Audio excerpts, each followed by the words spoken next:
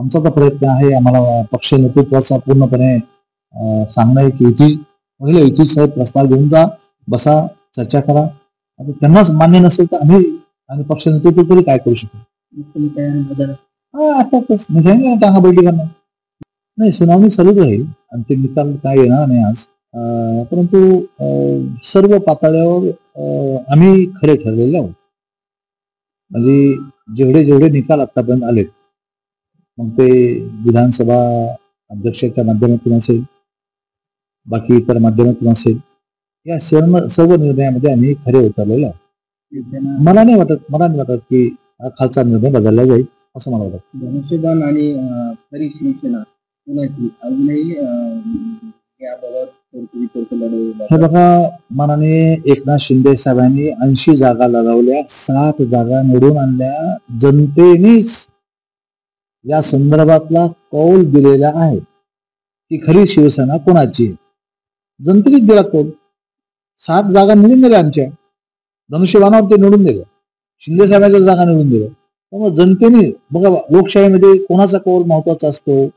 जनतेचा कौल महत्वाचा असतो. जनतेचा कौल आमच्या बाजूने लागलेला त्याच वेळेस बघितलं. त्यामुळे खरी शिवसेना ही मान्य शिंदे साहेबांकडेच. आमदार तुम्ही आहात आता, आंबेडकर 100%. आम्ही तसं आंदोलन थोडी सोडणार आहे कोणला. आम्ही आमचे सोपस्कार केले. आम्ही त्यांना महिनाभर अगोदरच त्यांना पत्र दिलं आणि पत्राची वाट बघतोय. त्यांना बोललोय आम्ही जाऊन युती करा, युती करा. त्यांच्या मनातच नसेल तर आम्ही तरी काय करणार आहे. मग होईल काय टांगाबलटी घोडे करा. आम्हाला आमच्यात बी आहे ना ताकद, असं थोडीच आहे. वाढलेल्या ताकदीचा पूर्ण फायदा 100% ही ताकद आमची जागा बनणार, महापौर आमचा बसणार 100%.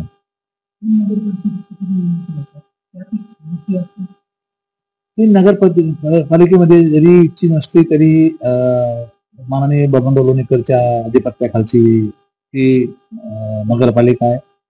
तिथं त्यांचंच प्राबल्य आहे. भोकरदनमध्ये कधीच भारतीय जनता पक्ष शिवसेनेला सत्ता मिळाली नाही. ते तिथं काँग्रेसचं प्राबल्य आहे. आणि अंबडमध्ये आता नारायणपूरचे प्रयत्न करतात, आम्ही प्रयत्न करतो.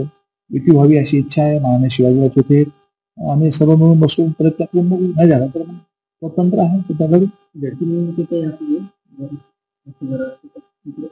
नाही आता बघा, आमचा तर प्रयत्न आहे. आम्हाला पक्ष नेतृत्वाचा पूर्णपणे सांगणं आहे की पहिलं युती साहेब प्रस्ताव घेऊन जा, बसा, चर्चा करा. आता त्यांनाच मान्य नसेल तर आम्ही पक्ष नेतृत्व तरी काय करू शकतो. अर्थातच मी सांगितलं टांगा बैठी करणार.